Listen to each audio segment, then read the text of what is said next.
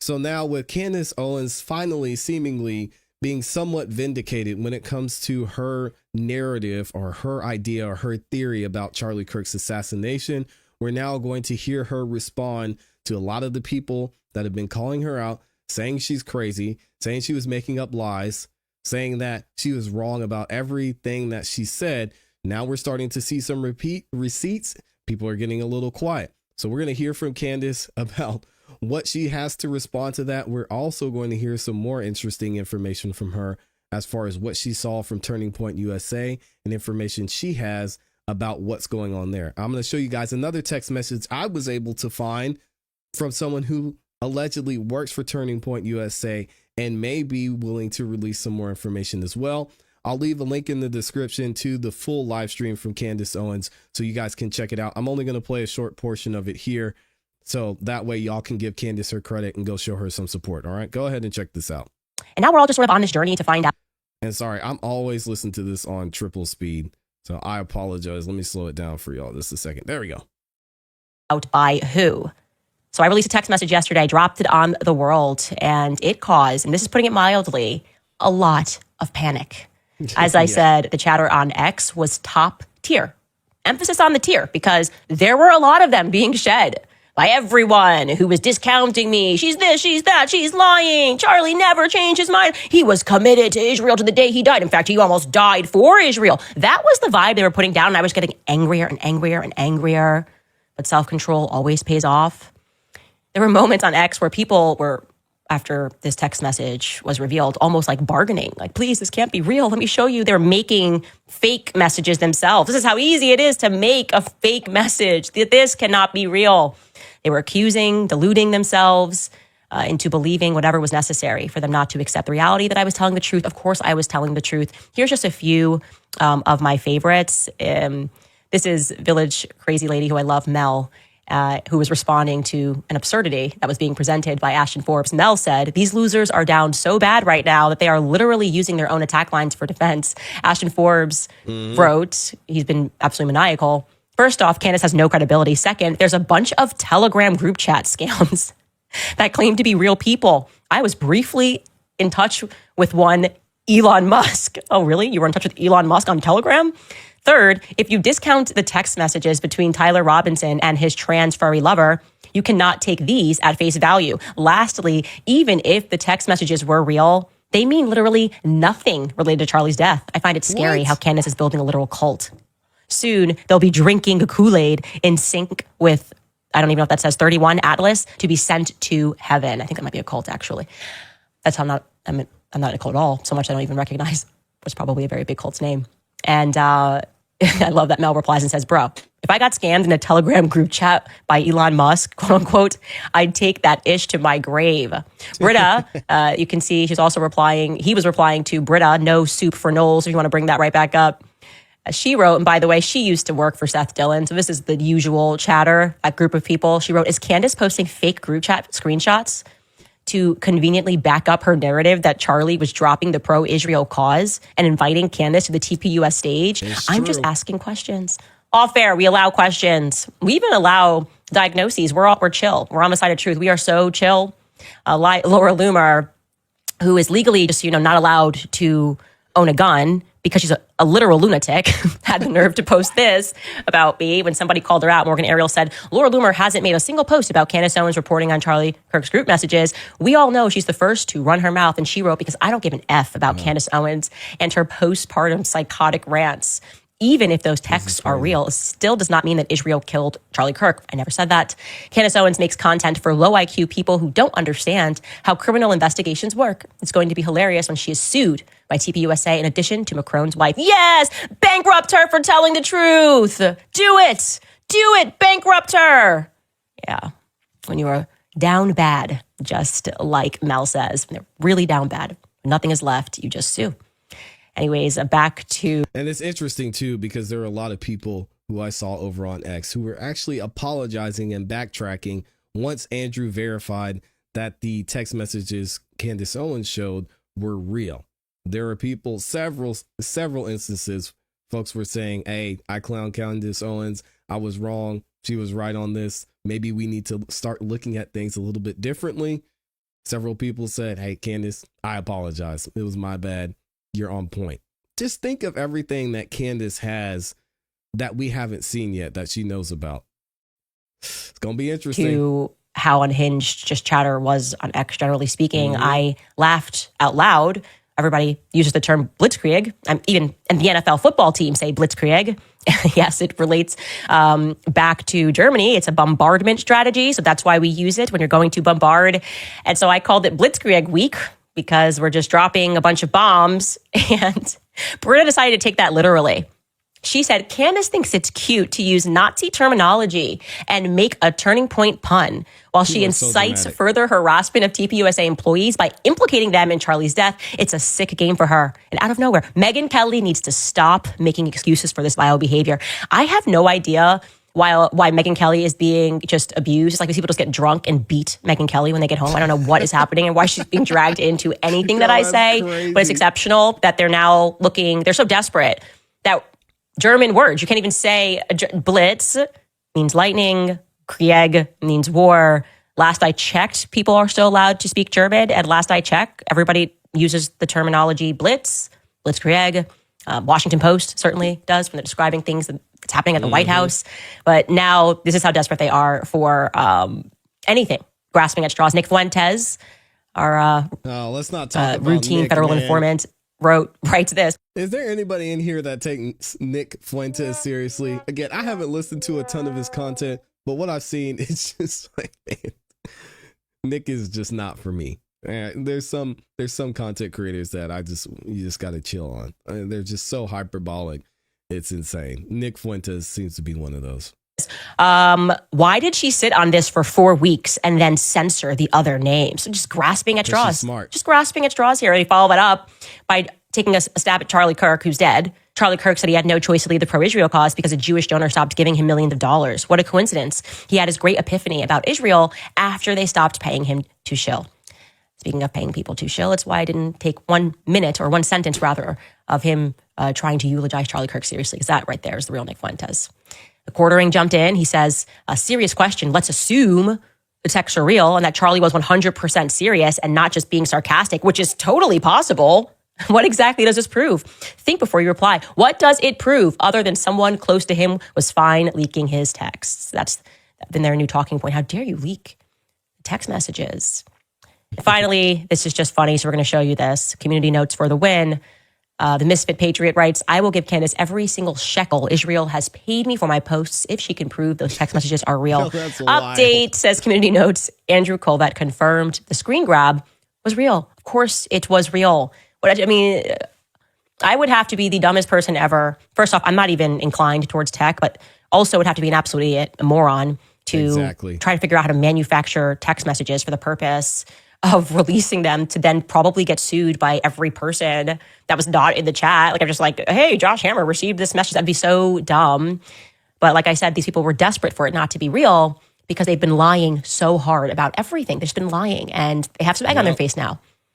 And reality hit them pretty quickly this morning when Andrew Colvett, Turning Point's spokesperson, confirmed that the messages were in fact real. He did this on the Charlie Kirk show. And actually, I don't think it's dramatic to state that this may be the first respectable measure taken by Turning Point USA executives since the passing of Charlie Kirk, like the first respectable response. And yeah, I thought that was, I will compliment that. Just the action of Andrew Colvett addressing it head on instantly was good. So let's hear Andrew Colvett in his own words. And we've heard. But I want to take the start of the show to address some of the things that have been going around on public, namely about a group text chain that has been made known and released by Candace Owens. And I just want to address it head on because, that was a screen grab that I had shared with people. So it is authentic. And I want to go into it because I actually am really excited that the truth is out there. Now, if you guys missed this before Andrew continues, here's what the text said. Charlie Kirk says, just lost another huge Jewish donor. What? $2 million a year because we won't cancel Tucker Carlson. I'm thinking of inviting Candace. And the person in here says, not Candace. And then Charlie Kirk says, Listen, Jewish donors play into all the stereotypes. Oh, that's tough. I cannot and will not be bullied like this, leaving me no choice but to leave the pro-Israel cause. And this wasn't 2 years ago. This wasn't 2 months ago. This was allegedly 48 hours before Charlie Kirk was unalived. Coincidence? We don't do coincidences here. I just want to say the reason I didn't share that screen grab publicly is because it was a private exchange, and I felt like it didn't necessarily comport with things that were already public. I wanted to not betray my friend's trust in that way. But I did share it with some people in government because it happened really quick. It was, it took 33 hours for authorities to get their suspect. And in those first moments, we wanted no stone unturned. We wanted to leave nothing unturned. So I shared it with a few people. Don't know where it went from there, apparently. But here we are. So one of the reasons, Blake, that I'm glad to have this now public, it was not mine to share publicly, but one of the criticisms we've received is that we don't care. We're not investigating every lead. We're not looking under every stone. And that somehow we're just sweeping things under the rug. And when I say that we want justice for Charlie more than anybody else, I really mean it, and no stone unturned. I mean, I don't know if you want to chime in on that part alone, but I have more to say. Yeah, it has been so frustrating to have people blow up about this, and I've certainly stated publicly the reason I haven't weighed in on things is I am an eyewitness to events, and they've said don't comment on things because anything you say can mess that up. I don't want to mess up any trial for the person who did this. That's 1,000% right, and I will say I wasn't an eyewitness. I was not there. I flew to Utah immediately to be with the family and the team, but I was not an eyewitness. So there's that. But I am aware that in my role as spokesman for Turning Point USA, which is another hat I wear, that things I say, I'm cognizant of the fact that things I say could negatively impact an ongoing investigation. All right. But I will weigh in specifically on this issue of Israel because I know there's a lot of fascination. And I just want to say that, we have to let free speech be our North Star here. Okay. Charlie was adamantly free speech.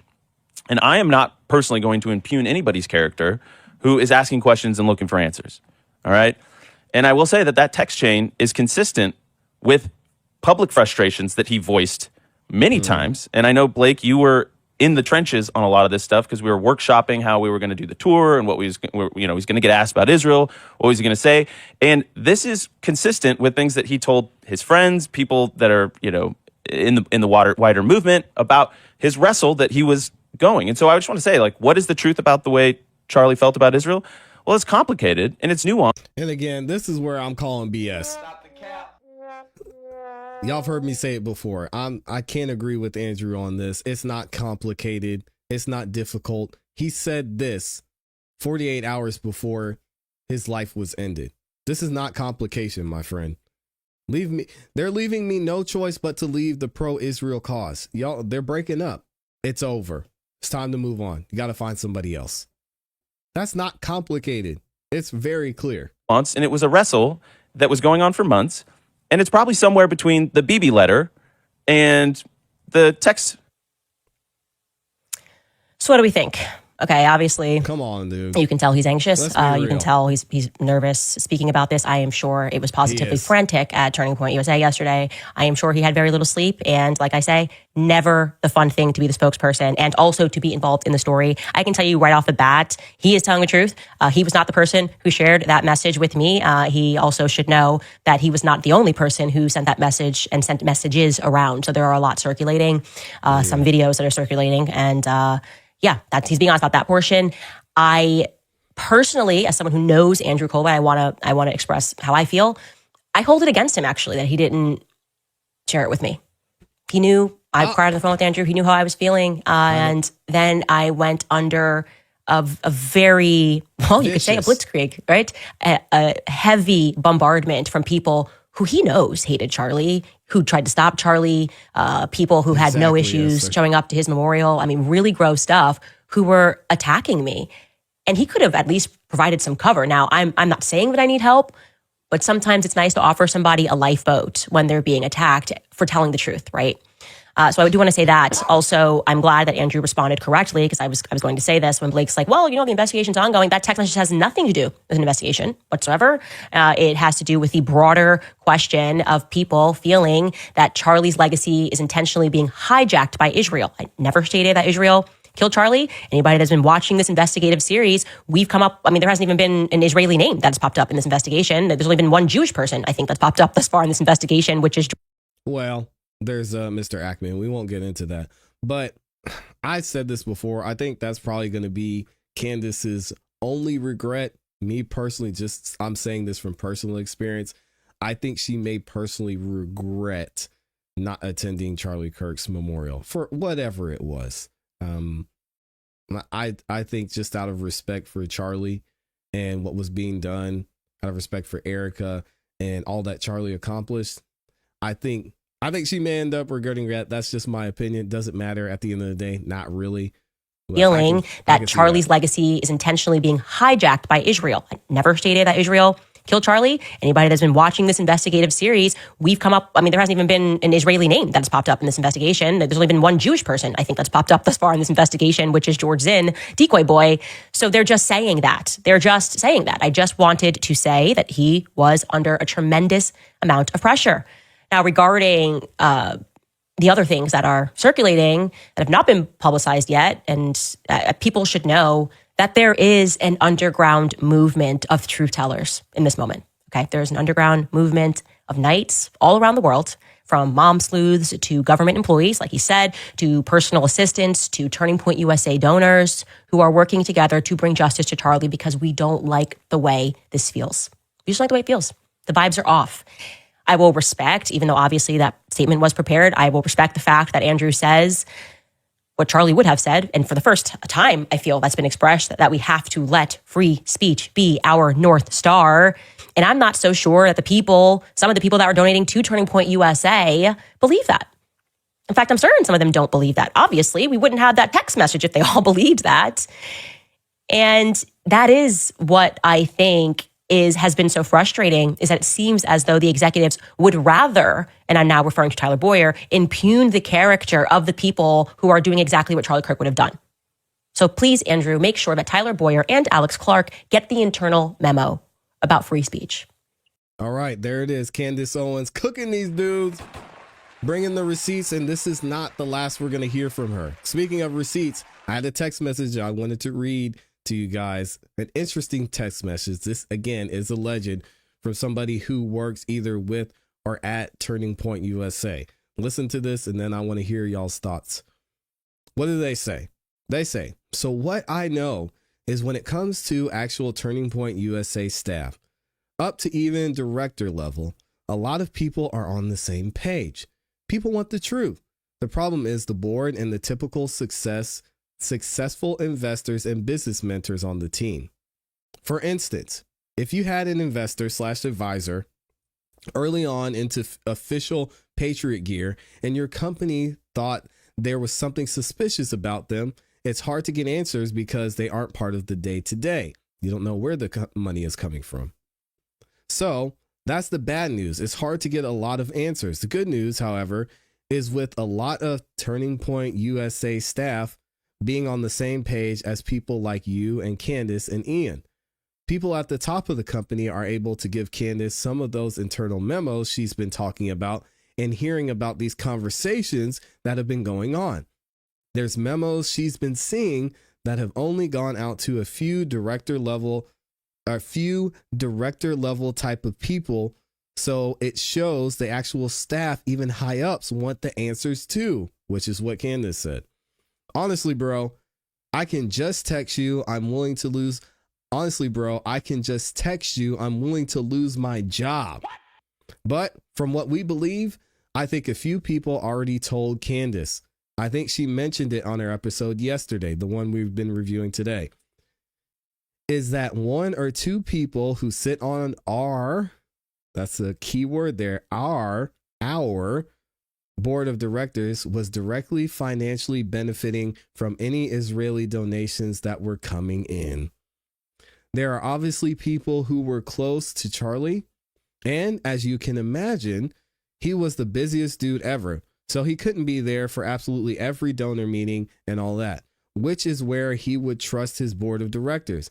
I think Candace actually knows exactly which board members it is. We personally aren't sure who. From doing a little financial digging, we believe someone on the board has a pay structure that's based directly on the amount of donations coming in, which is probably not the greatest idea. And that's why even with Charlie starting to go against this narrative recently, they somehow were able to get into the room with him and try to sway him into not asking any more questions. So I have a feeling Candace is going to address these text messages. I haven't seen her talk about it yet. Actually may need to send it over to her if she doesn't have it. But this is interesting to hear from somebody who's allegedly within the company, kind of saying something similar, painting an idea of how the structure works. And we already know Charlie Kirk was starting a Doge department within Turning Point USA to figure out where the money was going, where the money was coming from, who was benefiting from the money moving a certain way, how efficient they were being, and so forth and so on. So does that play into it? And obviously, guys, there's no coincidence here. A lot of this was happening shortly up to or at the point Charlie Kirk was assassinated. So much going on here we don't know about, and we're going to continue to look into it moving forward. Y'all let me know what you think about this in the comments and in the chat.